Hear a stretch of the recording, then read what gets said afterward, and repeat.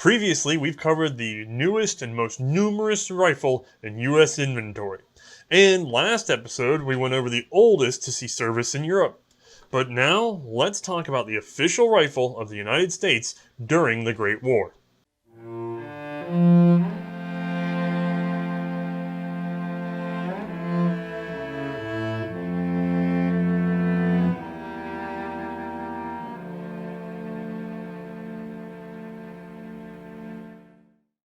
Hi, I'm Othais, and this, nice and handy, this is the U.S. magazine rifle model of 1903, also known as the Springfield 1903. However, that name is a bit misleading, as we'll find out in this episode. For now, let's get it over to the Lightbox. Weighing in at 8.7 pounds and only 43.2 inches long, this is a wonderful little universal short rifle. It has a magazine capacity of 5 .30-06 cartridges, fit in its flush staggered box magazine and fed by a stripper clip. Now, if you just caught wind of the title and came walking in here and haven't seen this series before, I kind of recommend checking out some of the back catalog because we're on a roll. In addition, I highly recommend watching the previous episode on the Krag Jorgensen because it flows right into the development of this particular rifle. If you're too lazy to do that, let's get a quick recap. The United States' first magazine-repeating smokeless powder general issue rifle would be the Norwegian-designed Krag Jorgensen. From 1894 to 1896, a wide variety of minor changes stacked to make interchangeable parts near impossible, so they sealed a new model in 1896 and then played with it again to get the model 1898. We also saw repeated changes to the rear sight as various ideas of rugged versus finely adjustable competed.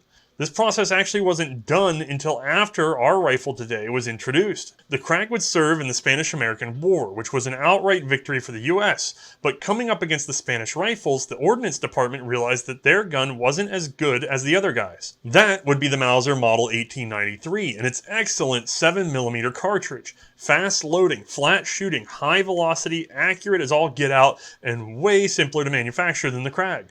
I should probably set this down because actually, let's get out of the way. We got a lot to cover. So, we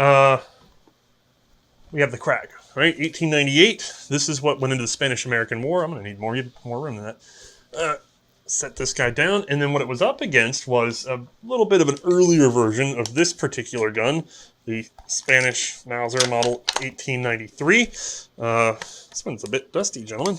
All right, so let's go ahead and kind of do a quick comparison and see why it was so intimidating. No, actually, before I zoom in, the one thing I can't really show is that this guy was pushing a cartridge about 2,500 feet per second versus, 2,000 feet per second. That's 25% gain, and the U.S. would actually try to push this to 2,200 feet per second, and it would fail due to the weakness of the single locking lug. But again, zoom in and take a look. So here's our Mauser 1893. This guy, actually, let's walk it over to Krag. The Krag has a single locking lug at the front, if I can get my finger in the right place, and a flag style safety, cock on open action, magazine cut off, and then we're fed from a sort of rotating like, it's what's called a capsule magazine, where we dump our ammo in here, comes out all the way on the other side. It's very complicated to manufacture, and there's no way to rapidly feed it. You have to take a handful of loose rounds and just sort of, it's easier said than done. So, sorry guys, I'm making a mess here. What are the Spanish doing? Well, they have the Model 1893, which is way more sensible. So we've got a nice solid receiver, solid rear bridge, opens up to dual front locking lugs, long extractor. Actually, the Krag had a pretty strong extractor, so no big win there. But look at this flush staggered box magazine, 5 rounds, just as compact without any extra stuff hanging off, and way simpler. We don't have this crazy arm and other stuff. It's just a flat spring. Nice design.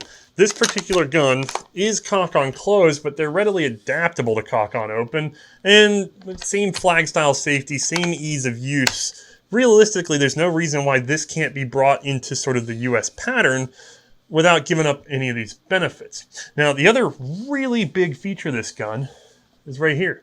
the stripper clip. You put 5 rounds on this, shove it in there. Well, actually, open her up, shove it in there, strip them off, toss her away, and you're ready to rock and roll. Now, the one thing you're going to see that it's really missing is a magazine cutoff. We load the mag, we feed from the mag.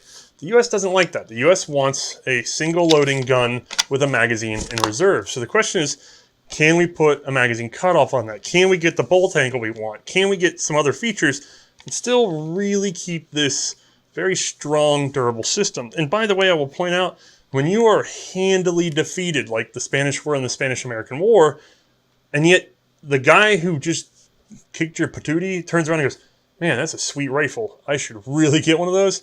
You know you've got a sweet, sweet rifle. This thing is extremely advanced for its era. It is the king on that hill. So the U.S. is ready to do away with the Krag. They're ready to get away from all the little headaches of this particular design. And they want to see if they can't tweak the Mauser and other technologies available around the world at that time into something usable. Well, that means that they're going to have to go back to the drawing board. So, of course, the then Chief of Ordnance Brigadier General Buffington authorized Springfield Armory to work up a prototype based on all these goodies. This would result in what we know as the Model 1900 in, well, middle of 1900. Its profile shares the same stocking and hardware as the Krag, fitted with Krag sights and the same 30-inch barrel, plus the usual cleaning rod and the butt trap, although we can see a protruding single-stack magazine with a follower system like the Mosin Nagant. Looking closer, the bolt is derived from the Mauser 1893. It sports the same clip-feeding cutout at the top of the receiver, however, it is a split-bridge receiver, like the Schlegel-Milch Mannlicher series of rifles that we've seen before. This was done to allow a third safety lug to pass through the rear of the receiver and then turn down. Also, a Lee-style magazine cutoff was fitted to this, although instead of a whole plate like we saw in our Lee Enfield episode, it's just a tab at the rear. You cannot see it here, but the trigger and sear are still descended from the Krag. That will swap over to more Mauser style pretty shortly. The new rifle came with new ammo. In this case, they took 30-40 Krag, and they wanted to push the 220 grain bullet up to 2,300 feet per second. That meant lengthening the case a little bit, and they also tweaked the shoulder shape some. So it's not compatible with the previous rifle. It's a new thing, but not very far off. Anyway, by the fall of 1900, they are testing the new rifle and the new cartridge. Like the Krag before it, it was tested for rapidity with accuracy, rapidity at will, endurance, dust and sand, defective cartridges, these are purposely damaged cartridges to sort of make it fail extraction, excessive charges, which means trying to blow the receiver up, ease of manipulation, and rust and sort of weather exposure. The report would be ready in January of 1901. Now, the test went pretty well for the 1900. It was believed to be rugged and reliable and strong, smooth. Everything about the gun that was Mauser related was good. But a couple of features that walked in there that weren't Mauser related, not so good. And most of it was focused on that magazine sticking out the bottom. That thing hanging out in the wind was more likely to get dinged and danged and stop functioning.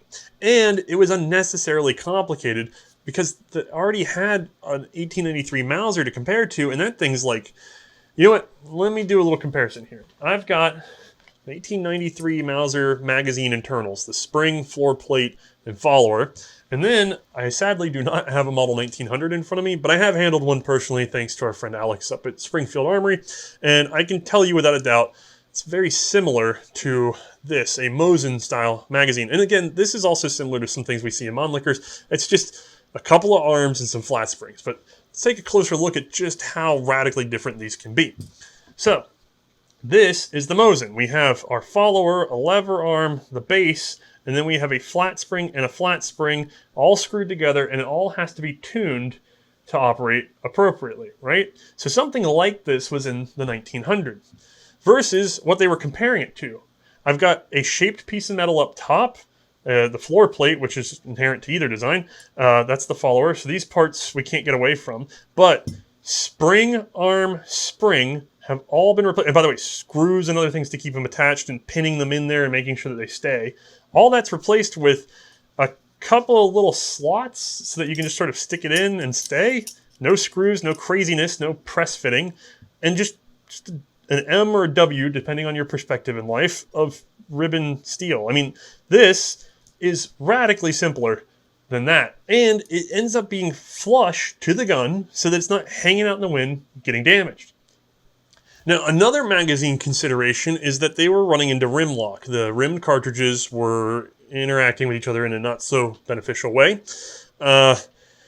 Realistically, you could solve that by tweaking the magazine system or putting in sort of like a little interrupter or something. And we've seen this sort of stuff in various systems, and we'll see it again in other systems. Or we could just go to rimless ammo and solve the whole problem right there and not have to get fancy on the gun, which is wisely what the US would do. More on that in a second. So, magazines getting simplified. The ammo is getting simplified. The other thing, though, is trying to go to the staggered flush magazine. They didn't really entirely care for the cutoff. So the cutoff they used, again, I do not have a model 1900, but I have something with a similar cutoff. This, as we've seen in a previous episode, the Lee Enfield. So let's take a closer look. Now, this particular cutoff blocks the whole, let me get my patented plastic and pokey. This cutoff blocks almost the whole magazine well. The ones for the 1900, it was just a notch at the rear that kept the rim from rising up. The cartridge is still exposed, just the little rim couldn't pop up and couldn't get snagged by the bolt.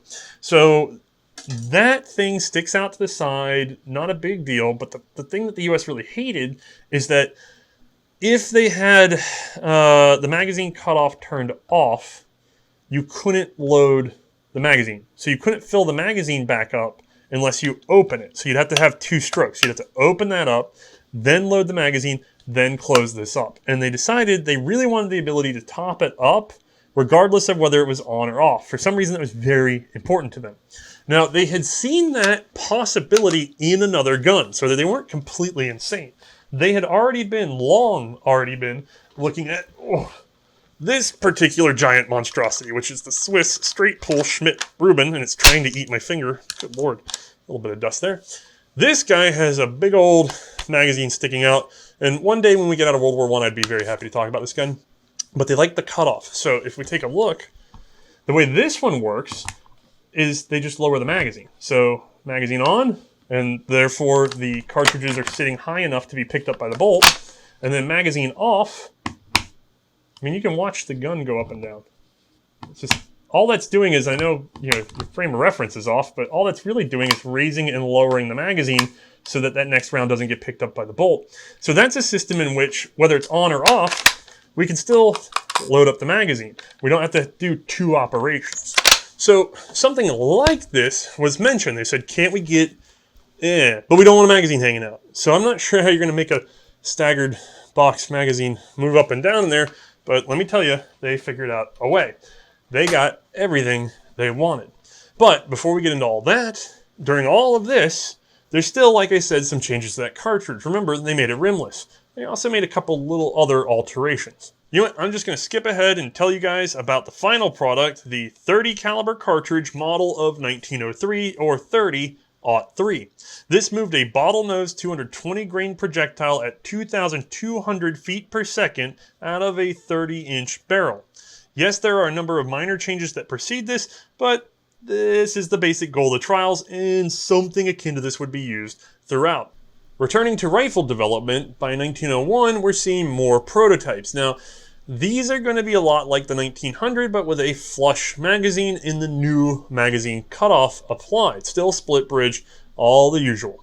At least two patterns of this prototype 1901 were produced. One with the original Krag bayonet, and the other with a push rod bayonet, actually taken straight off the old 1888 trapdoor rifle.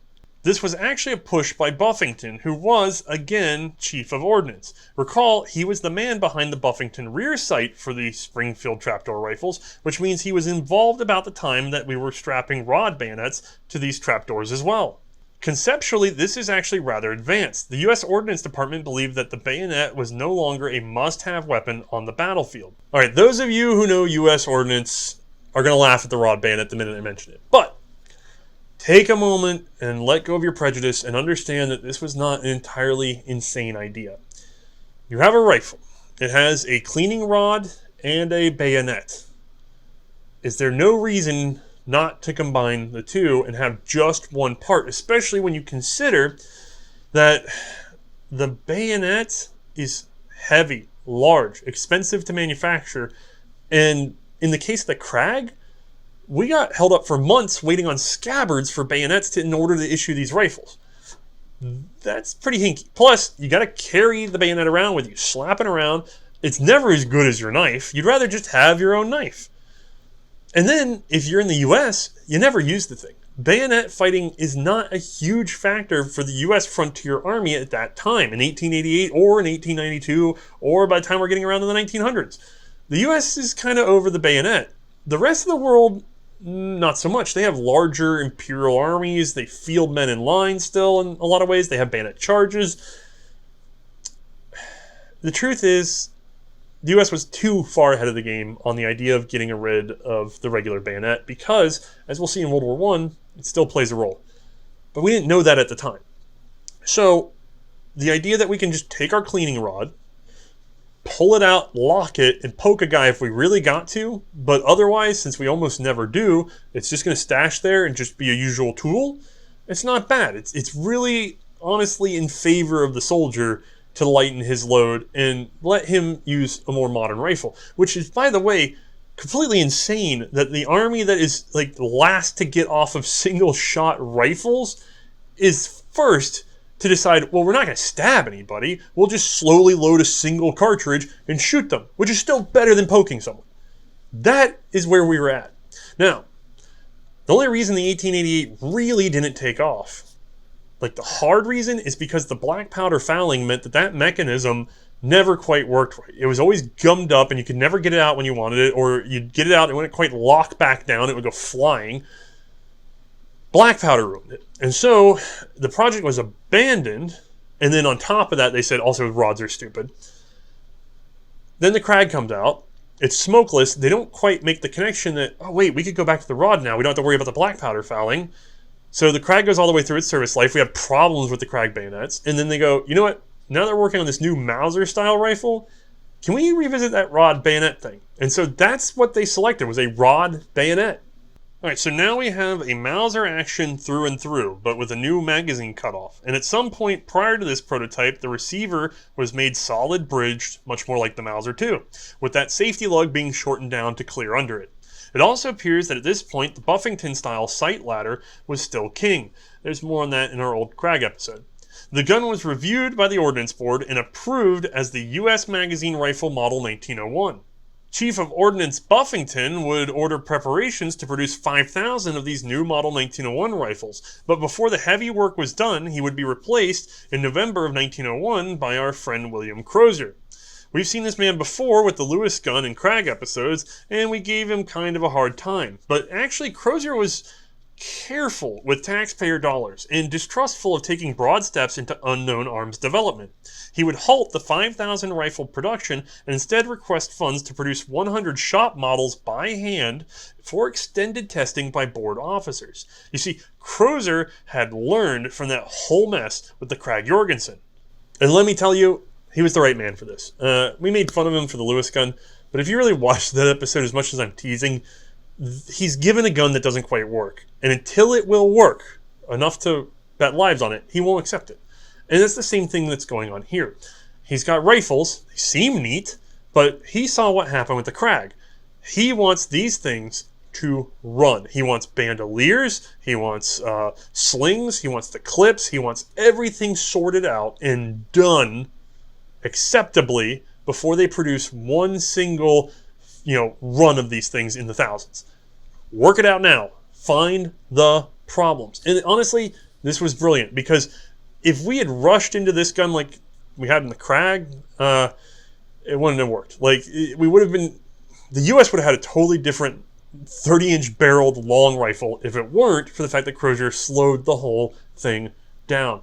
He was right to do so. Now, as part of this process, he also, having replaced Buffington, if you saw in our Krag episode, this is the moment when we start having the sort of Buffington-Dixon sight argument. So if you haven't watched that, again, I'm sorry guys, it's really built on that, but it's basically a sight ladder versus a totally tangent rear sight. Now, with Crozier back in the saddle, we're looking at the tangent rear sight again. That's back on the menu, at least at this point in the trials process. All right, so a rifle selection board is convened in January of 1903. This features cavalry, infantry, and ordnance officers, plus 6 non-coms of like master marksmanship experience. These guys are hot shots, and they are there to assist with the selection of this rifle. And so they start up a series of trials between this sort of general 1901 pattern, which by the way will have some slight variances in it, and the existing 1898 Krag. These started with a detailed examination of the guns, with dismantling and measuring of all parts. They then checked the guns over for safety, including proofing them to make sure that they were safe to fire and that all the little bits actually operated the way they should. While this was going on, they noted the ease of disassembly and reassembly. Then, on to firing, it was rapidity with accuracy, rapidity at will, endurance, dust, defective cartridges, excessive charge, rust and weather, the usual things we've seen before. They also paid close attention to factors like recoil, the velocity of the bullet itself, the penetration thereof, and the penetration, most notably, of shields. That means shooting through Gatling gun carriage shields. I should also say that at this point, the US was still working with a 30-inch barreled long rifle and a 22-inch barreled carbine as our standard arms. For the 1901, however, they trialed a variety of barrels between 22 and 30 inches, and something interesting would develop. Both the cavalry and the infantry were happy to adopt the same rifle.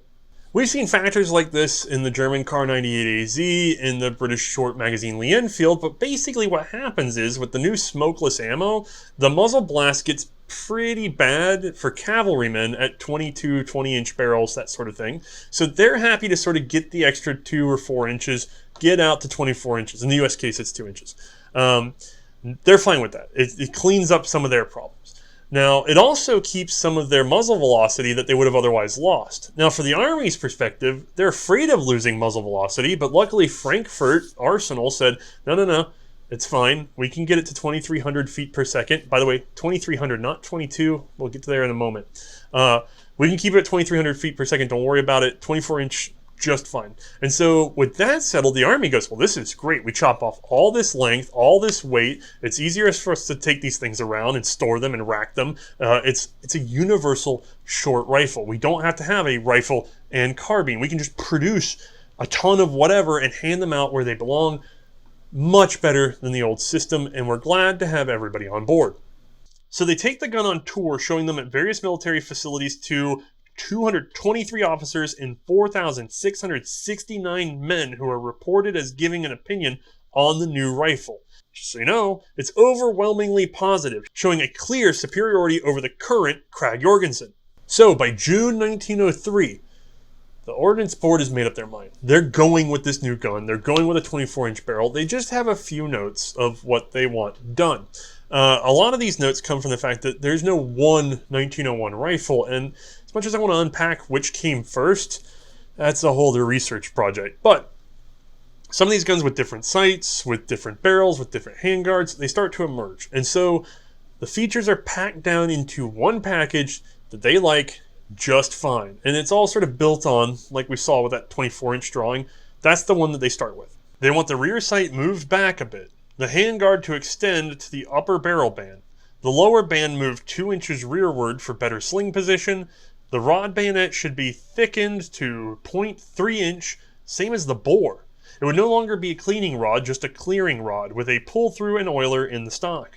They wanted a taller safety lug on the bolt and a means to sort of hold the bolt open under its own weight, just like we saw with the Krag. Plus some other super minor changes to dimensions here and there, yada yada. With these in place, adoption was recommended by Crozier and approved by the Secretary of War that same month, making the new gun the U.S. magazine rifle model of 1903 caliber 30. This handy darling weighs in at 8.9 pounds and had an overall length of 43.4 inches, way more manageable than that previous Krag.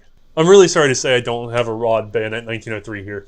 I try, guys, but I can only get so many things in my hands. Now, doesn't really matter. It's not fielded in the war. We got a little ways to go. So, These guns, they come out and there's immediate problem with barrel erosion, and that means adjusting the ammo ever so slightly during that sort of phase when they're getting ready to leash them.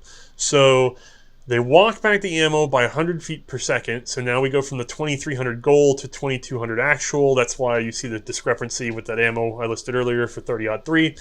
And then they changed the rifling a bit. It was 1 full turn in 8 inches. They expand that out to 1 in 10. So it just sort of slows things down just a bit.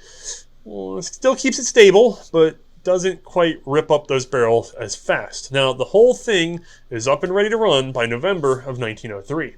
Now, one early problem would be solved around January of 1904. There was a single camming surface for the safety. This could get sort of mushed, and if so, when you put the gun on safe and then pull the trigger, the sear might drop and then rise back up and not catch the cocking piece. That means when you go back from safe to fire, that firing pin might actually fall, setting off the rifle. Not so good. It was fixed by just adding a second bearing surface. In October of 1904, another change would follow. This is still not that gun, guys. Basically, when you took your stripper clip and loaded the rounds, they have to move laterally across each other. And that first round dragging, sort of finding its position on the follower, some sort of like just the bevel wasn't right, and they would sort of stack up on each other and jam up. So they recut the bevel on the follower to make it simpler for the rounds to sort of jostle in where they belonged. At the same time as that change, they went ahead and made another that when you withdraw the bolt and you have no more rounds left, well, that follower is going to rise up and keep you from chambering on empty and dry firing into oblivion while you're distracted in combat. So again, that's all done long before this particular gun. We still got a few more things to cover on the pure 1903. In May of 1904, additional rifle production and tooling would begin at Rock Island Arsenal. This government land had actually been earmarked for a small arms shop back in 1899, but the delay in selecting a new rifle had stalled machine installation. Full production settled in sometime around December of 1904, January of 1905. But by this time, Springfield had actually already produced enough rifles to go ahead and start issuing them to the regular army. There's enough around to sort of generally re-equip the most active units, and then we'd start filling up the rest in the reserves and the cavalry and whatever else. That all happened down the road. So, we've taken our time. We've developed a rifle we know works. We've worked out a couple little kinks during this sort of very slow year of development. Like, we've got it's the model 1903, but we're into 1904, and we really we're not quite cranking them out to full speed until, quarter of the way into 1904. Then we really ramp up. And then a couple little things come up and we pull them back and make some little adjustments. This is way better than the Krag. The gun is ready for service. For once, we haven't made a big mistake. So there's no stopping us now. A2, Theodore. That's right, President Roosevelt was shown the new service rifle and he was ticked off at that pokey stick. I must say that I think that ramrod bayonet as poor an invention as I ever saw. As you observed, it broke short off as soon as hit with even moderate violence. Actually, Roosevelt's letter goes into more detail than that, and especially points out that they should really check in with some of the field observers who were watching a then very modern conflict, the Russo-Japanese War. We actually reference this conflict fairly often because it's one of the last big Imperial Army and Navy conflicts before World War I. It should have been a warning for a lot of nations, and Roosevelt wasn't dumb enough to ignore its lessons. The Japanese in particular had made great use of their long-bladed bayonets, and they were instrumental in their raids on enemy positions in the middle of the night, where small arms fire was less than effective. This is honestly an important lesson because night raids were very much going to be a part of World War I. So in January of 1905, rifle production was halted and an emergency board was convened of 5 general staff officers.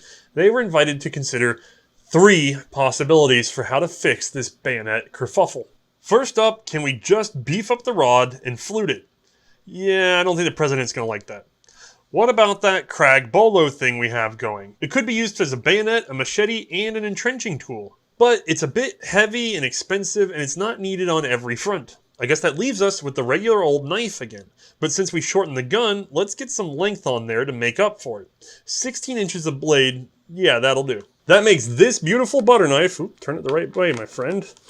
Shove it on there. That is the model of 1905 bayonet. And so the rifle had to change accordingly. It had to have hardware to take the bayonet. And this is in April of 1905. Well, in May, they go ahead and decide that while they're at it, you know, they go on almost easier than they come off. Put this away. Okay, so April, they decide they need to make another change. Because remember from our Crag episode, we are in a showdown between the Dixon tangent, rough and ready, battle style rear sight and a wonderful battle computer of a thing, the Buffington finely adjustable windage and elevation and lots of little tiny marks. And let me tell you, you could do a whole semester in college on just how to use this sight. We are not going into that detail today. Generally, I guess you're going to see who won by the fact that I'm already demonstrating one on the rifle.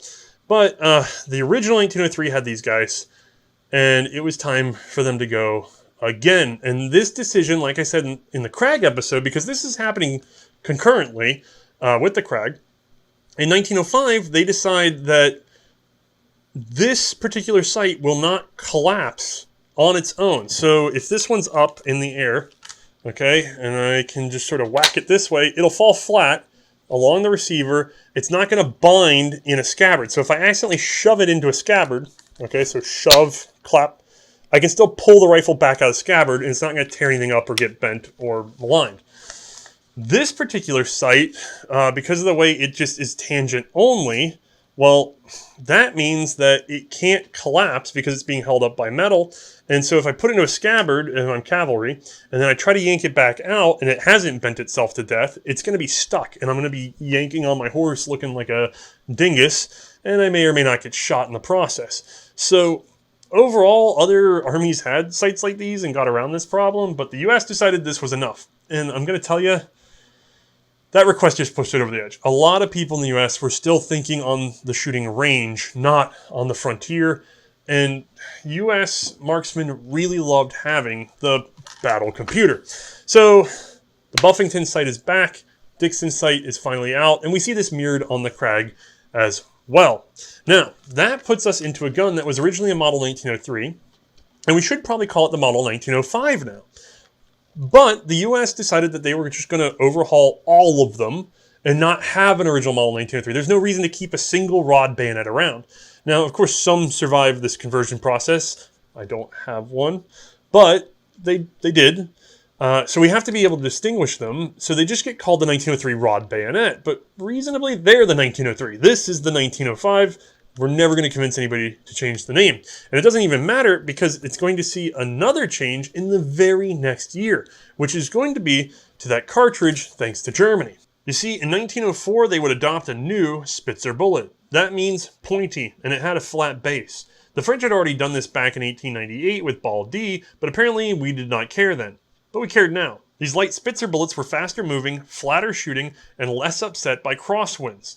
U.S. testing began in late 1904 and resulted in a now rather famous cartridge. You see, we pushed a 150 grain bullet to 2,700 feet per second. And trying to keep the same overall length, the case length overhung the ogive of the new bullet, so we had to trim that back a bit. Approved in October of 1906, this cartridge with various changes would be a U.S. mainstay for decades to come. But for now, it was a logistical nightmare. You see, it was burning barrels in under 1,000 rounds. Basically, the new pointy ammo had an air gap before it engaged the rifling. That meant slamming in slightly off center and hard. So that meant that the rifling had to be pushed back. That way it could engage right away. Now those barrels were still getting burned up pretty good, but luckily DuPont stepped in with their new pyro powder. This was colder burning and extended the life with the changes in the rifling up to 4,500 rounds plus. Much better for a service rifle. So with the new cartridge, we now have to reset these guns, new barrels, right? Well, 200,000 barrels had already been made. That's a huge waste. So what the U.S. had to do is figure out whether or not they could reuse them. You can't draw rifling back down. It's already been reamed away. But what they could do is they could take the barrels off, cut 2 more threads in, shave off 2 threads. That walks the whole thing back just enough to recut the chamber. And boom, you're done. So with just a slight shortening of the barrel for the overall design, they were able to save those 200,000 barrels. much faster than making 200,000 new ones. And so that seals up this guy right here, the 1903, 05, 06. Again, since they converted everything back, this is just considered the model 1903, same as the ramrod. Anyway, we're finally up to our gun today, so I think it's fair that we take a closer look. Whew, look at that. Beautiful, beautiful rifle. Now, overall, this thing is definitely a Mauser. I mean, there's no argument. Let's get the Mauser into the shot here. I forgot to put the magazine back in, but you get the idea. Staggered box magazine, solid receiver bridge. This one's our Springfield is cock on open. This one's cock on closed, but there's plenty of cock on open Mausers out there by this point. I mean, look at it, guys. The same extractor, same general layout, a lot of the same cuts and millings. We've still got the cocking shroud with flag safety, cocking piece, although the US opted to have one that could be manually cocked. It's dang near the same gun with different fixtures. A lot different fixtures, mind you, but different fixtures. So let me navigate this guy back down here. All right, so back to the gun itself. Again, turn down bolt like we had on the Krag puts us right by our trigger. Pop it up. There, by the way, is our third lug. It's engaged against the receiver here. As we come up, it must then clear the bridge. It's actually a very thin piece of metal compared to the rest of the receiver. Yes, it's adding some rigidity. Yes, it's good that it's there, but you can definitely see why the US went with a split bridge for a long time in the trials process, and you can see the influence here. All right, so we come back, full-length extractor, staggered box magazine. It feeds, thankfully unlike the Krag, from a stripper clip. I dropped my 5th round, but you guys get the idea. 5 rounds in here, push down, clip goes away, action goes forward, rapid and easy.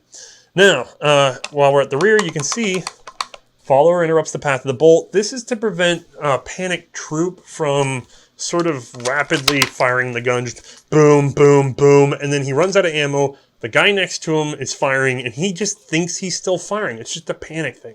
This keeps you actually in the fight, actually focused on what you're doing. So, other features include, let's not smack the camera over. Other features include the magazine cutoff. So, let's take a look. I'm going to grab a loosey-goosey and be a little careful. So, bolt goes all the way to the rear when the magazine is on. See how far back up in there is? You can't even see it. With that round in place, it will invariably get picked up by the bolt. But let's say I've got the magazine in reserve, empty chamber. I flip this guy down, pull this back, and what it's done is it stopped the travel of the bolt sooner. You can see it's even blocking off our clip feed there. That means that this guy is not going to pop up high enough to be picked up by the bolt. It's resting under it. With the lever off, she'll go all the way back and pick up this round. Whoop. Now, of course, I'm not chambering this guy all the way. We are on a closed set. So, other features include that beautiful but complicated Buffington style rear sight. Now this is a little different from the Krags. Again, ladder style, twist to unlock, lift, twist to lock. We have, I don't know if you guys can see that. Let me get my patented plastic pokey. There we go. We've got a rear aperture set down in here. We've got a notch. There's a lot of choices in here. And again, you can do some nice reading on how to set this up for long range target. I recommend it if you're going to get into sort of milsurp shooting. There's a lot that goes on in this site. It's really not that important for the episode today, except for to know, good Lord, you got options. So I'm going to walk this guy back down. There we go. And then let's look at windage. So notches here. These are a reading. And dial up there. And I'm trying to do this so that I don't interrupt what you're seeing, but we just roll this guy and we get our windage adjustment. Beautiful, simple. These are all read in minutes of angle at various ranges for different cartridges, and honestly, it's kind of going to depend on which cartridge you end up with nowadays, so do your own tabulations, my friends. Now, despite all the obsession on these sites, I'll tell you, after 1,200 yards on the markings, they're wrong. They were calculated wrong, and it wasn't found until during World War I.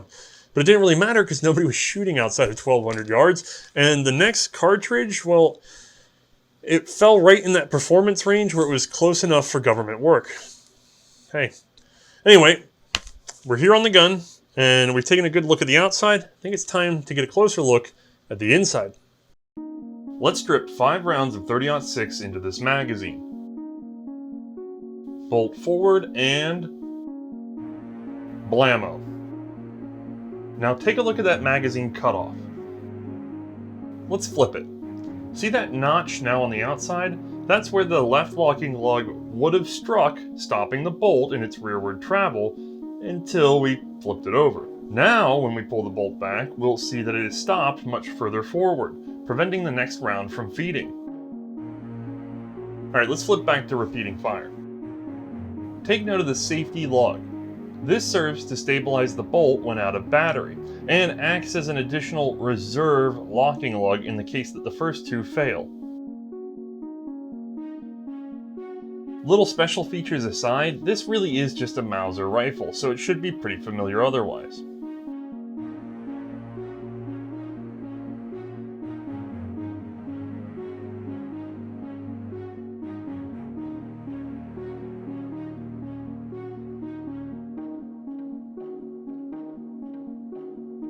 The safety, however, is improved. Like we said, we now have twin lugs and twin grooves, a mini interrupted screw. This cams back the cocking piece so the gun does not fire.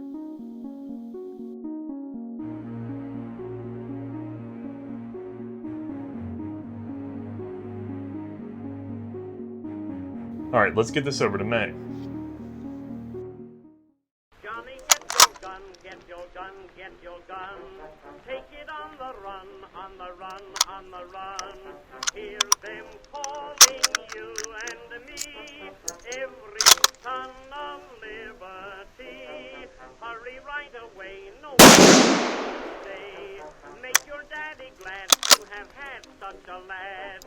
Tell your sweetheart not to pine, to be proud her boys in line. Over there, over there. Send the word over there. That the Yanks are coming, the Yanks are coming. The drums coming everywhere. So prepare, say a prayer. Send the word to beware. We're coming over, and that till it's over there, over there. Send the word over.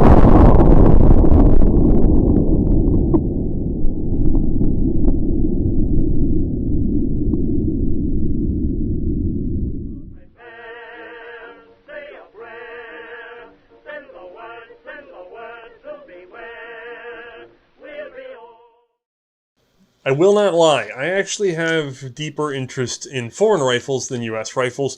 There's a lot written about these, and they're fairly common, at least where I live. I get excited by weirder stuff. But I can't argue that, especially for someone in my size, this is a very comfortable rifle and very clear sights. I can't deny American guns are fun to shoot. Now, like I said, this is basically the model 1906, even though we're calling it the 03. We've converted all the 03s and the 05s to the 06 pattern and just called it 03. That means the old rod bayonets are very rare, and interestingly, that means there's a brief period where you have a gun that looks like this, but is chambered for different cartridge. You'd almost not be able to tell from the shelf. Really, the only way to recognize it is the difference in the sight leaf markings. So I guess good luck tracking any of those down, even if you can find them. I mean, I'm sure those are almost universally replaced. But this is a third rifle of 3. At least we finally got it right. Now, there is another problem with this gun at this point, which is essentially we have just cloned the Mauser. That's got to come back and bite us, right? Rewinding our date just a bit, with the adoption of the 1903 clip, not the rifle, the Ordnance Office got worried about possible patent infringement. You see, Mauser had several patents in the US on this simple piece of hardware, and so Crozier would write to them in March of 1904, asking them to evaluate whether or not the US was infringing on their patents, and what royalties might settle the matter. Well, Mauser sent the lawyers to work, and it was, surprisingly, pretty civil. They found that there was also a rifle that infringed on their patents, and they put together a package for everything. They wanted $1 per rifle and $1 per 1,000 clips made. This was negotiated down to 75 cents per rifle and 50 cents per 1,000 clips, with the agreement that it would only be for the manufacture of guns and clips after the date of signing this agreement, limited to 200,000 smackers total. Not a bad deal, everyone was happy, and it was signed off in May of 1905. The final payment would go through in July of 1909, and the whole thing was, well, amicably resolved. Good, we're clear, right? Nope, sorry, because what happens next is a little more interesting. Deutsche Waffen and Munition Fabric, the parent company DWM over Mauser, well, they wander back through and go, hey, you owe us for that Spitzer cartridge. And since you're used to paying out money anyway, you can start paying us now. Yep, they had patented the pointy bit and they wanted paid. But the Ordnance Department had evidence of their own research on pointed bullets back in 1894, and so they told DWM to take a walk. That would actually cause DWM to sue for damages, but we're going to have to come back to this in a little while because it really got suspended during the war. While we're in the weeds, let's talk about bayonets. This is another attempt at a bolo. Remember, entrenching and machete all in one? But it never really left the trials phase. In 1915, the concept would come back, with actually 12,000 made up until 1917, still fairly limited use though. Returning to the rifle, in 1910 a couple little things would work their way in, things like a serrated trigger, checkered butt plate to prevent slippage, and also from them getting too shiny from repeated use. Just little inklings of whatever. And production carried on for a while until in 1913, despite tensions around the world kind of rising, the US, in order to save a buck, went ahead and reduced military spending. So that means in November of that year, the Rock Island Arsenal would stop production of the 1903. It was mothballed, and it proved to not be a very good decision. I mean, you have to let all the staff go, and that means they're not really necessarily around when you need them later because war were declared.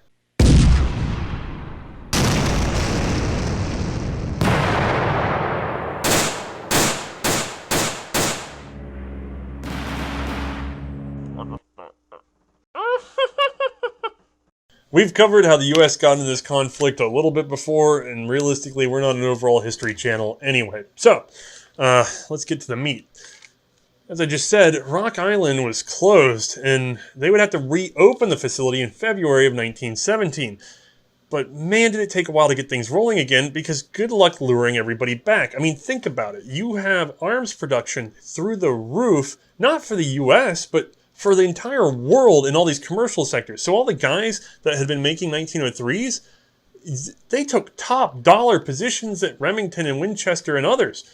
Of course, why not? So you had to fight to get them back, and that means very slow build up to production and very slow expansion of production for the 1903s. More on that in a moment, because with our entry into World War I starting in the summer of 1917, we see U.S. troops slowly making their way ad hoc over to Europe until finally we get some bigger waves later in the year. That means the Springfield's making it into the theater for the first time, and it's seeing its first real big conflict. How's it doing? Well, overall it was loved for its short length and handy weight. The target-styled sights were actually welcome for sniping across no man's land, and the American obsession with marksmanship was paying off. Sadly, our troops were pretty novice at everything else, though. It's hard to find a discouraging word about the 1903, and chances are, if you're watching this, you already have a fair bit of love for this classic as well. But that doesn't mean there were no faults. As a matter of fact, with the rush to produce for wartime, manufacture can get quite sloppy. And three factors would combine to make the 1903 a possible time bomb. Wartime out-of-spec ammunition, the initial ingrained poor heat treatment of receivers right from the get-go in designing this gun, and poorer still treatment of the receivers during wartime manufacture. Now, the problem would be discovered, or rather investigated, by Julian Hatcher of Springfield. Basically, these things were going in for proof testing, and some were starting to rupture. These were not rupturing in the hands of troops, as far as I can tell, at least not a lot. There's not a lot of danger in this. More on that in a moment. So, the chief cause of those three that I listed, I mean, the ammo we can't get around. We've got to deal with it. And then the fact that we need to rush rifles, we got to deal with it. So that means that we have to make them strong enough out of the forge that this doesn't happen. And basically, Hatcher found out that these things were burnt. They were being overheated in the forge. It's making them brittle. He could just smash receivers with a hammer. That's no bueno. So he went back to the forges and had them actually install what's called oh, good lord, my pronunciation on this, because this is not my field. I am no chemist. I am no metalsmith. Sorry, guys. This is just a quick info show. Well, quick. They had pyrometers that they should have had that they did not have. So these guys, depending on a bright sunny day or a cloudy day, when they eyeballed the forge, their estimation of the temperature could be off as much as 300 degrees, and that's critical. So they finally installed instrumentation to get the temperature right, which they'd never done up until this point for some godforsaken reason. That mostly resolved the issue, but they went a little bit further, did some heat treatment fixes, evened things out. Pick up a book. Proofing was done at 70,000 psi, whereas the max cartridge pressure should be about 50,000. Some guns were failing that proofing, like I said, and cracking after extended use despite passing the proofing. Now, with the improved forging and the improved double heat treatment, even heat treatment process, these actions were exceeding 125,000 psi just fine, the maximum possible in a 30-06 case. Now, this has caused a lot of people to fear low serial guns, but the whole war practically was fought with these receivers and bolts, and 100 plus years later, they blew up long ago if they were going to. So just don't use extra hot loads, okay? If you're worried about the serial range, it's vaguely somewhere in the 800,000s for Springfield. They were producing parts ad hoc and slapping them together. It really is a wide variety of possible, properly treated or not as properly treated receivers. Good luck, guys. For Rock Island, they actually halted production over this problem, which means we know that the first improved receiver was number 285507. Hopefully you just yelled bingo. The war would also see other minor changes. So fairly early on, we ditched serrations on the trigger. We ditched the checkering on the butt plate. They add another cross lug. Actually, this earlier one was added for strengthening before, but we got one further up now in order to help with rifle grenade launching. They swept back the bolt a little bit in the summer of 1918 just to get it a little bit closer to that trigger. Just ease that process. And then actually towards the end of the war, they implemented parkerizing as the sort of surface finish for this gun. Interestingly, the parkerized ones, very few, if any, made it into the war, but it's just dang hard to find one that is an original deep blued receiver because so many in the war would then come back and be refinished with parkerizing because they were so roughed up by the war. Now, of course, there would be scoped 1903s, but that's a topic for another time if we get lucky. There'd also be this neat collapsing periscope stock developed for the 1903 and 1917 rifles. I've handled it up at Springfield, and it's cool, but not super practical. I'm also alarmed by the fact that the Dixon sight is on this example. I really hope they weren't trying for it again. In addition, experiments with and even limited production of a semi-automatic pistol cartridge conversion for the Springfield 1903 would be conducted. This resulted in the 1903 Mark I rifle and Pedersen device. I actually hope to cover this in more detail later, but it did not serve in the war, so it's not that critical even though it's cool. Even weirder, several models of flaming bayonet would be trialed. These use special cartridges to shoot flames up to 15 feet for trench charging. Again, never used in the war. And finally, there's this odd duck, the model 1903 Air Service Rifle. Those things are incredibly rare. So, I'm very happy to say, look what I got. This is the Air Service Rifle. Now, a key feature of this is actually this extended 25-round magazine. 20 in the mag, and then the original 5 for the gun. This thing apparently was developed for the 1903 overall. They were just going to use it as a trench mag. And then once they sort of got a hold of it and started testing it, I mean, the thing's cool, guys, and it's pretty rigid, but I'm going to tell you, you'd get a lot of repair requests on something like this hanging out. And then they also noticed that when they really got into the field testing with these, you didn't speed up your overall fire rate very much, because you just ended up having to load 25 rounds and then shoot 25 rounds and then sit there and load it again. There's not a huge advantage to this system. As cool as it is, unless it were detachable, it's not a big deal. Sorry. But it came in handy when they thought about doing this particular gun. Before I get into the details, though, let's take a look at what the heck is going on, because a lot of people disagree as to why this thing was ever made. So, I guess we're not going prone with that. All right, so regular 1903 with a big honking magazine. That's just cool, let's be honest. Some U.S. Ordnance marks, and otherwise just making it awkward to hold up. The only real differences to this gun are in the fact that the stock's been cut down very uniquely. This is easy to recognize if it's original, because unlike the regular 1903, they've gotten rid of the rise to protect the rear sight because there's no actual leaf. So let me get that up where you can see it. There's the regular 1903. See this big hump? That is gone. Obviously, that's pretty easy to fake, don't get me wrong. And then just trimming up a stock, also fairly easy to fake. But this is a proprietary barrel band. And you notice, instead of like our sling swivel or pinchies going on, like on the other one, it's just solid with a screw right at the base. This is the only gun that uses this particular type of barrel band. So, yeah, that's one piece of proof. These things are all barrel dated out from 1918, by the way. And then, if we get to the rear, we're going to see that there is no inlet for a rear sling swivel. Not filled in, none ever. So every other model in 1903, there's going to be some sort of inlet or wood plug or something. So if you want to check to see if you've got an air service stock, well, there you go, nothing. Now, getting back to it, it's got a modified rear sight. And what they've done is actually changed up an original sight. They just took probably a defective original rear sight, something from the discard bin, and they've just ground off the ladder to form a rudimentary buckhorn, kept the lower notch, and then used a cross plate to keep it from actually bending. So this thing doesn't actually rotate, it just looks like it does. And interestingly, you can still adjust it for windage. I wonder if that was supposed to be some expectation for leading, as we'll talk about its actual use in just a moment. Authors kind of disagree on this particular rifle up until hopefully this video today. I got an inside man. Previously, it was thought that these were for basically balloonists. Go up in a balloon, don't have to load your rifle, shoot out of the balloon. Kind of a sitting duck there, so it was also supposed that these guns were intended for, I don't know, Zeppelin crews. They were supposed to be survival rifles, so it's not that the pilot shot out of the plane with it, because that'd be silly. Instead, he took this around, and since he had no like bandolier or spare clips, he would just have one loaded gun, and then he just had 25 rounds to get himself out of trouble. So if he crashed behind enemy lines, it's light, it's handy, he packs it up and goes.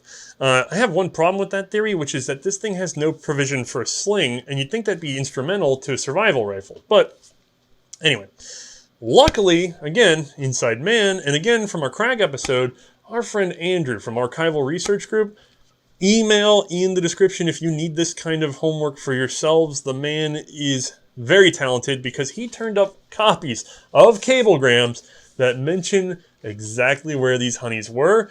And as exciting as that is, he found a few that actually tracked cablegrams back and forth on the development and the reason for this particular rifle, which is, indeed, it was supposed to be taken up by pilots and crew and shot from the airplane at other airplanes. They were offered up because originally, as the U.S. started rolling from the field, they got reports, hey, sometimes these machine guns jam, and we can't unjam them in the air. We have to land in order to fix some of these stoppages.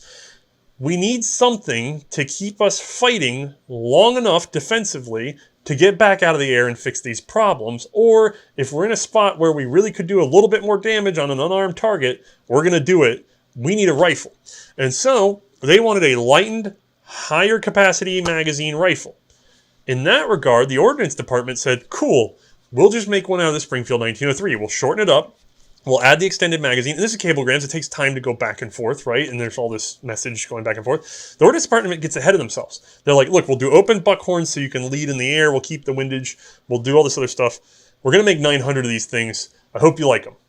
And that's when the guys in the field are going, whoa, whoa, whoa, whoa, whoa. Like the air units are going, no, I don't know if we want a Springfield 1903. That's a lot of gun. We were thinking of a non-bolt action, because here's our problem. We can't really fly in a plane and do what we need to do and then also manipulate this bolt. We want high-capacity semi-automatic.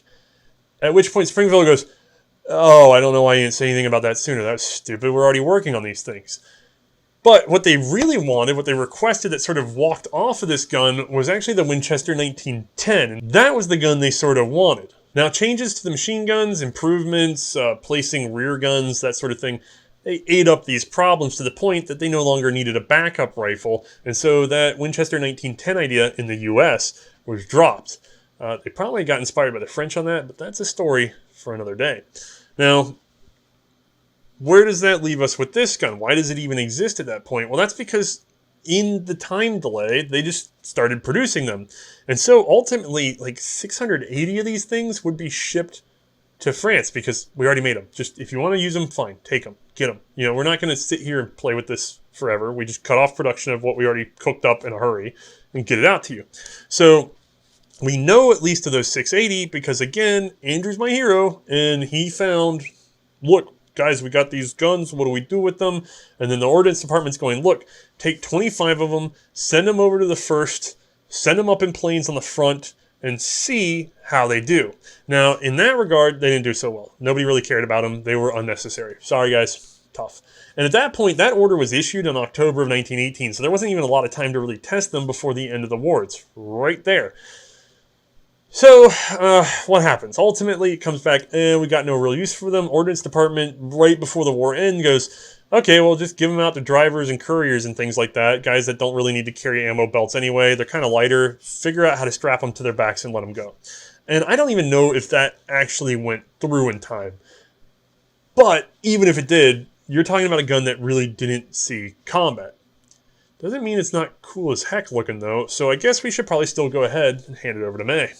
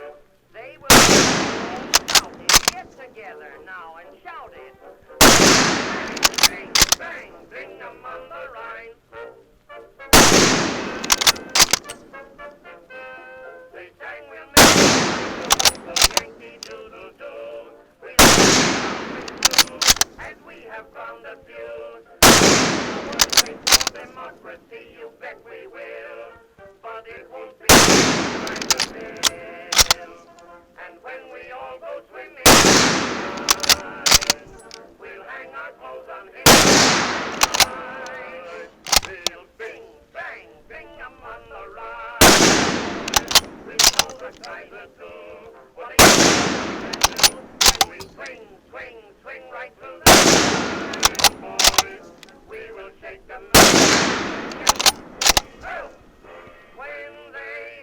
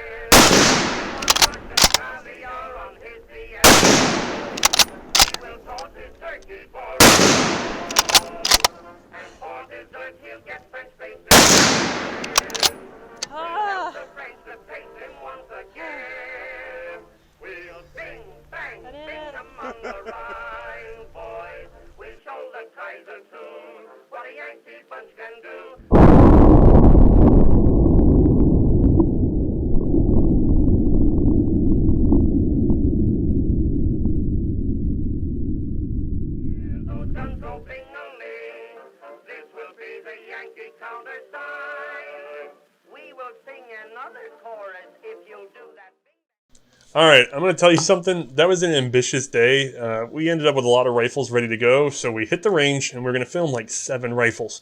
We filmed the 1903, and then we filmed the Air Service, and then we went home because poor Mae was beat to heck funneling rounds out of this thing. Remember, we don't go through just one mag to get all the shots we need. That was a lot of 30-06. All right, so I'm going to set this guy aside, and I'm going to get out the 1903 because this is really what we're talking about. This is the American rifle of World War I on paper. Because realistically, this was not even our primary service arm during the war. We've already covered that. That would be the model 1917, the U.S. Enfield. Again, we have this from a previous episode, but how about some numbers? You see, the U.S. entered the war with the following. Somewhere around 800,000 Springfield 1903s, 160,000 Krags, 280,000 Mausers, 20,000 Ross Mark IIs, these were used for training, and rifle production for the war? Ooh, we only managed to crank out a little over 300,000 1903s, but we managed over 2 million 1917s. That's not including the armistice period where the 1917s still surpassed the 1903s in production. So that means we have 2 1917s for every 1 1903. It almost seems wasteful to try and claim the 1903 as the standard rifle. I mean, are we really going to make more of them at this point? Well, in March of 1919, a board was convened to pick who was going to be the standard U.S. service rifle. And they weirdly went with the 1903 anyway. And I get it, it's lighter, it's handier, and there's just something American about it. But the 1917 was more plentiful and had a beautiful rear aperture sight and highly accurate shooting. We've already talked about that. That being said, there were a couple notes on the approval of this being the official gun and the 1917 being the limited standard gun. And the notes were, A, we would like to get a rear aperture sight on this gun right away. That would end up taking quite a while. And B, obviously, this is all temporary because we're so going to go with an auto-loading rifle next. And by the time we get into any more conflicts, don't worry about it. This is not even going to be a factor. We'll have enough auto-loading rifles to serve our needs in due time. No problem there.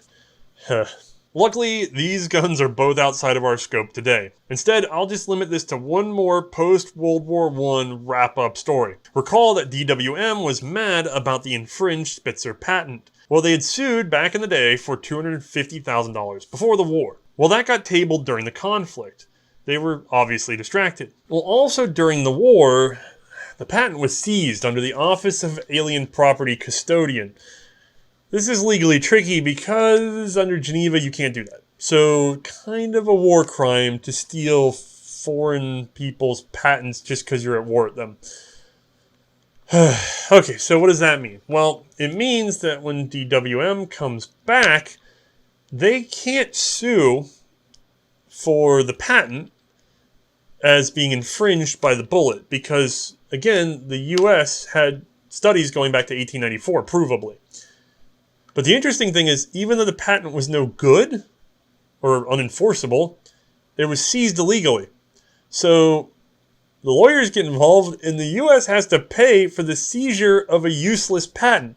And the amount? $300,000. Unfortunately, in the time it took to appropriate those funds to pay for them, it would rise to well over $400,000 that they paid out to DWM post-war over the Spitzer bullet that they never had to pay on before stealing the patent. Beautiful. Wonderful strategy, guys. It's hand caught in the cookie jar, and you got away with it until you tried to really get away with it. Okay. With all of that covered and the story wrapped up, let's go ahead and get this over to Mae and get her opinion on the 1903. All right, once more, we've made room for Mae, and we certainly have plenty of space for this handy little universal short rifle. So, as per the usual, we're going to get your opinion on starting with the ergonomics. How does it feel to handle the model 1903? We're just going to call it the 1903, and I already have my opinions about that. So how do I feel about the 1903, 05, 06? Just to make him happy, boys. No, 03. this gun feels so mobile. I mean, go back to 2 weeks ago episode with the Krag, like, this just feels like I can run a gun with this guy. I mean, the weight has seriously dropped. It feels fantastic. It's very sleek. It's very slim. Like, I really feel like I've got a good bit of mobility. I'm loving that on this guy. And the balance, still very nice. Rest right in my left hand. I love that. Don't love the fact that I've got a straight wrist again. Come on, seriously? Like, it's not hard to throw a semi-pistol grip on there, guys. I like my comfort. I like my lazy boy chairs. Let me relax. Come on. Anyway, but yeah, seriously, little features can make a difference. The sights, they're very tall. I actually do like how tall they are. The actual wrist sights, these are a little overcomplicated. I feel like there's a lot going on here, more so than there needs to be. But, you know, they function, they work. I guess I can't really argue in terms of make them less complicated. I could see in a situation where I need to adjust for windage and stuff like that, it would make a difference. But just for what I was using it for, I didn't need all the extra little bits and boodles. But it did its job. I was able to see. That's what counts. Magazine cutoff. Very smooth, easy to use. It really feels like it wants to flip in the direction you go. And hey, if you're ever confused about if it is on or off, they were very nice, and they actually wrote on or off on here. It's even easier to use than a light switch. Nice. Flag safety, very easy to use. Again, they wrote ready and safe on here. They're really trying to make this as little, they're really trying to take the complication out of this for the soldier who's just handed this directly. First time handling a gun, like I don't think there's gonna be a lot of complication here for them. They're really trying to make this easy for anyone to understand.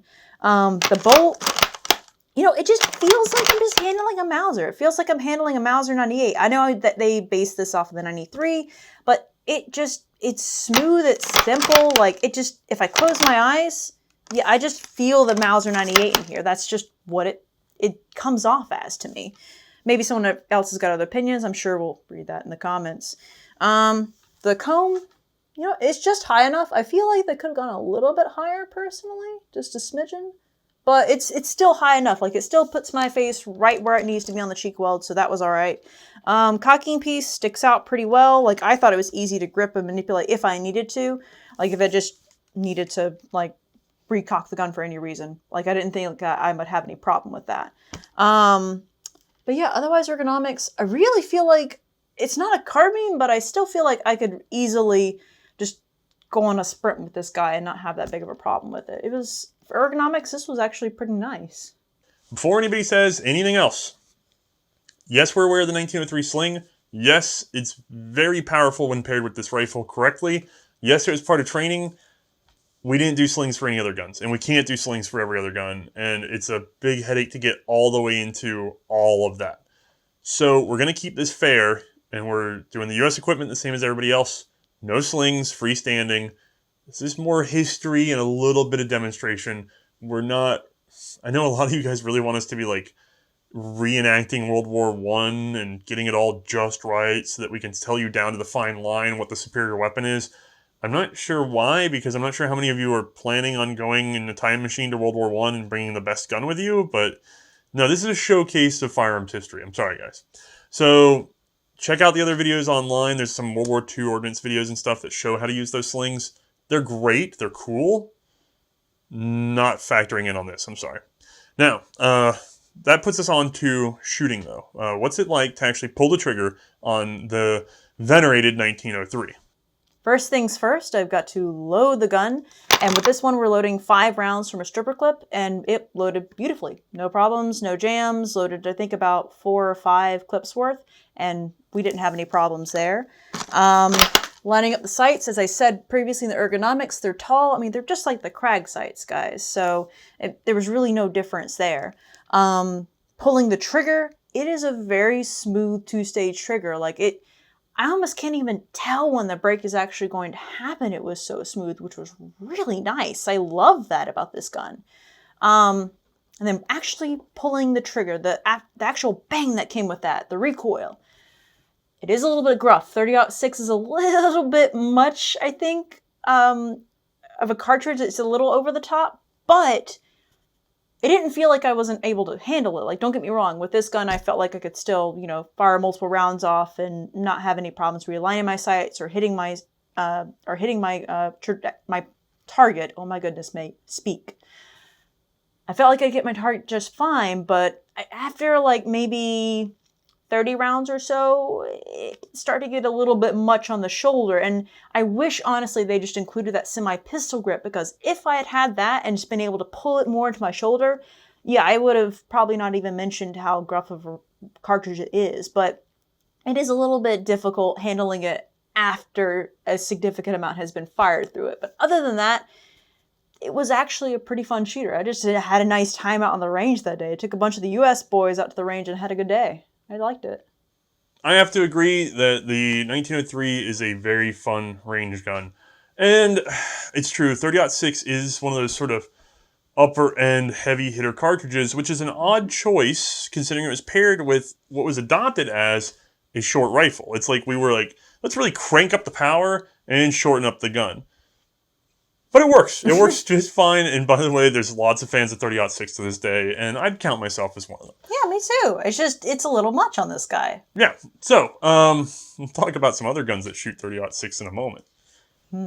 So, just limiting ourselves to 1903, we have some other things to discuss, but how does it feel, confidence-wise, to go into World War I with the 30-06 cartridge, a short rifle using the Mauser action?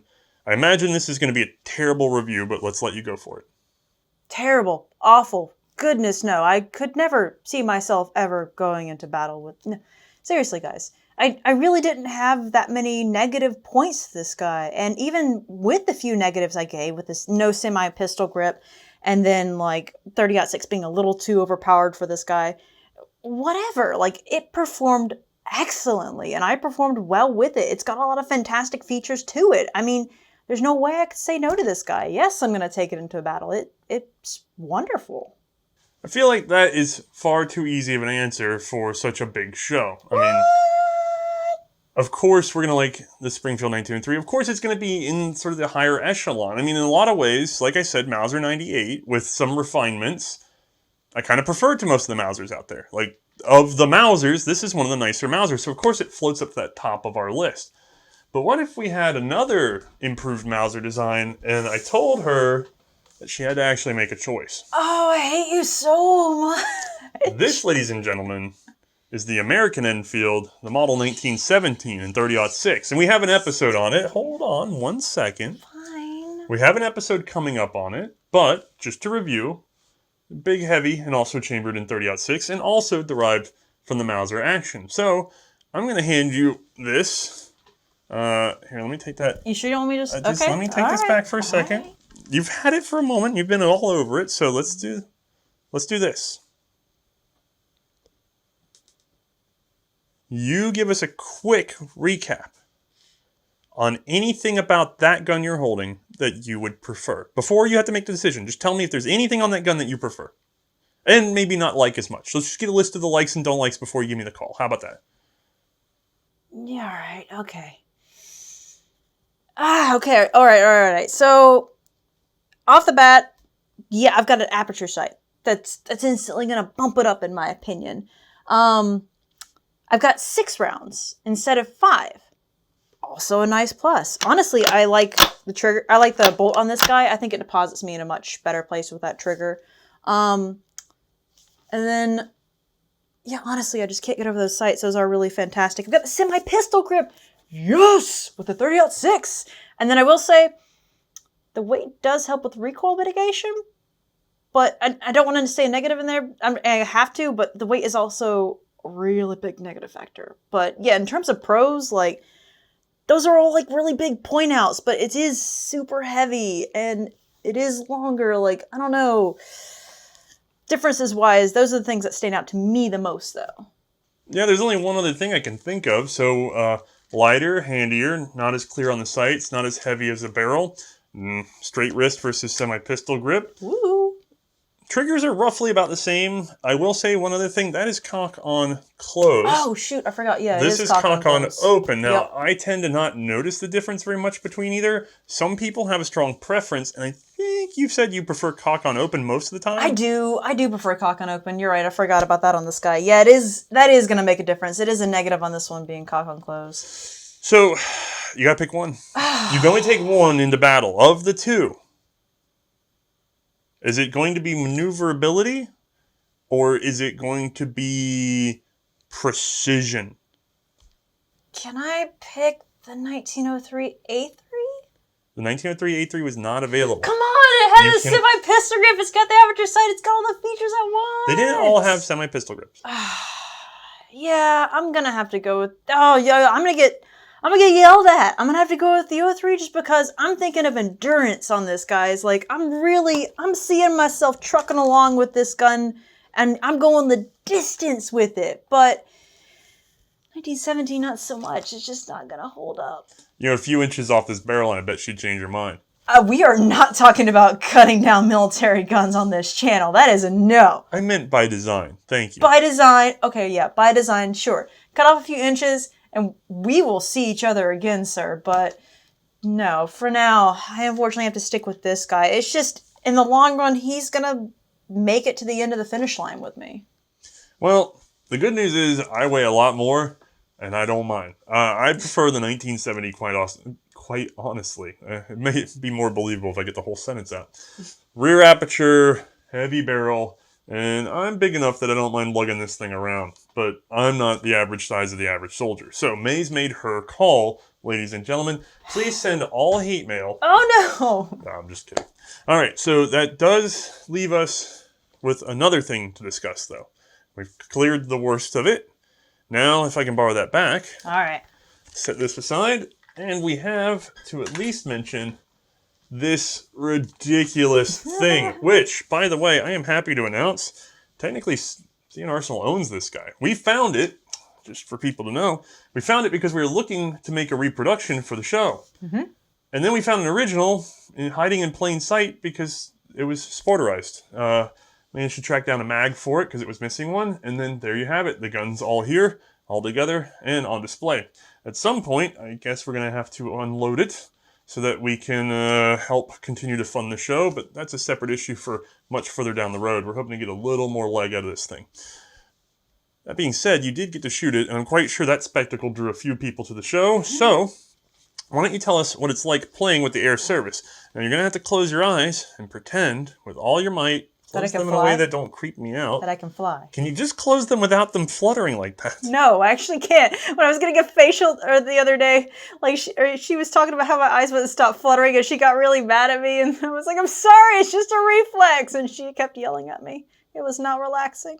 All right, spa day and trust issues aside, you know, I didn't get invited to that. I only got to go that one time for the pedicure. And you got really pretty toes. Yeah. So, you're in the back of a plane. Ignoring the fact that you might even be flying the dang thing. All right. You have to use this gun. So it's already going to be preloaded. You're not going to be loading it. I mean, we had fun with that on the range, but that's not... It would have just been loaded and stuck in the gun. Right. Or stuck in the plane. So you have to just start working that bolt and shooting. How does that feel like it's going to go for you? All right. So I got to close my eyes and imagine I'm in a plane. Okay, there's a lot of sound. Imagine I'm moving around a lot. Got to work a bolt action. Honestly, what? Why am I handling a bolt action on a plane? That seems like the worst last resort. I mean, I'm having to shoot, not like at a stationary target on the ground, mind you. I'm shooting at another plane that's moving in the sky. What? I feel like the ludicrousy of this is just over the top, guys. Seriously. I mean, don't get me wrong. Like, the buckhorn sights aren't bad, but I still feel like there's a lot of things wrong with this scenario. I've got a giant mag sticking out, so I really can't go prone against the plane or like lean it on anything. That's not going to work out. Luckily the action is smooth. I mean, everything about this is all like the 1903, like great, but not still super useful on an airplane. I've got a magazine cutoff. I'm on an airplane. Why do I need a magazine cutoff? This is ridiculous. Like, no. I mean, I think this is a ridiculous idea in itself. Fun for shooting. I mean, 25 rounds of 30-06 will sure kick the heck out of your shoulder after a while. I had a nice solid bruise on that one. But, I mean, for a fun shooter on the ground, sure, in a plane. What? You know what? Maybe I should honestly just pick this guy. Well, let's go with that one in a plane. I think that'll do better. Now, don't give everything away, my dear. The French have nothing to do with this conversation. May I take that, though? Sure. All right, so big changes on this one, of course, were the extended magazine, lighting up that forestock, and that buckhorn sight made out of cutting down. I mean, that is the most American thing I think I've seen. I would have never, if I didn't know that this was a real gun, I would think this was Bubba's handiwork in a heartbeat. I mean, they weren't bad. No, but taking a Buffington sight and just turning it into a buckhorn is the most country thing I think I've ever seen. And yet it was done officially. Like, Yeah.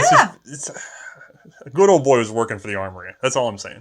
Now, we do know that these went out. We know that they probably barely served, if they served at all.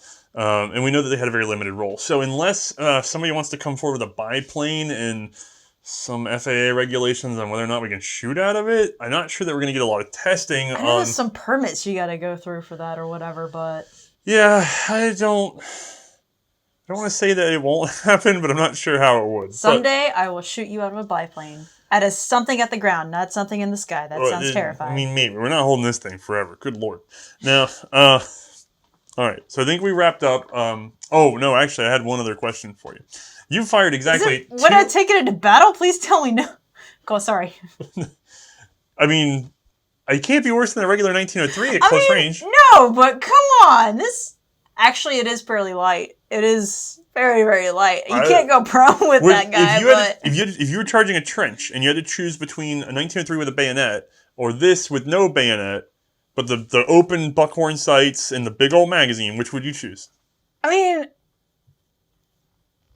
dang, that's actually not a bad idea. I mean, it's terrible. Like, it's got a giant magazine on it, so it's like, there's no going prone. Like, and it's going to whack on anything and everything, including myself. Like, I'm probably going to hit myself with it, to be honest. You just got to hold it sideways like a gangster.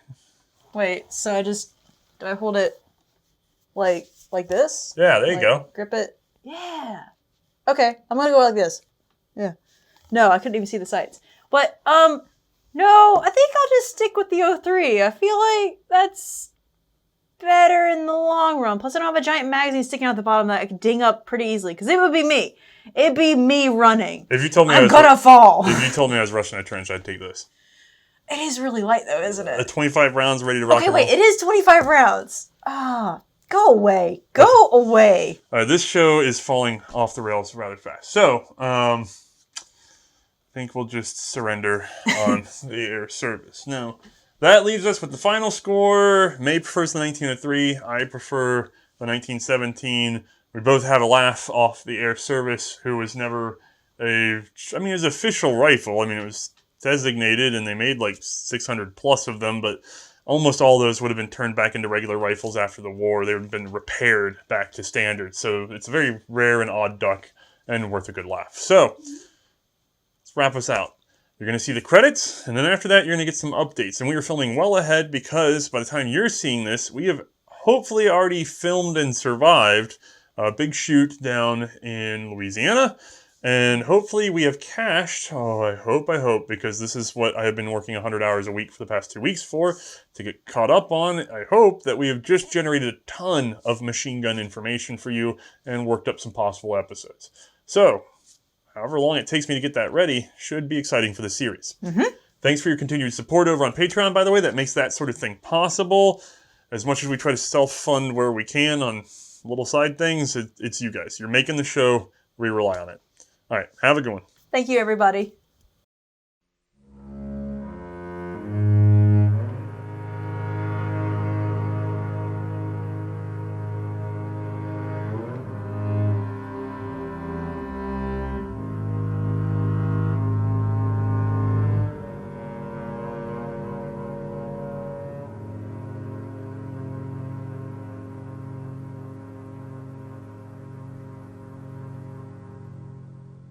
I was going to try for a video update, but currently the studio is a mess. Now, I'm going to save you all the headache and just say that if you're watching this fresh, go ahead and keep an eye on the channel. I'm going to try to get something out as a sort of separate video announcement that wraps up everything we're doing. It's just very, very busy over here. All right, thank you for watching. Thank you for your support on Patreon and this Indiegogo campaign, things like that. Let us know how you feel in the comments. Have a good one, guys.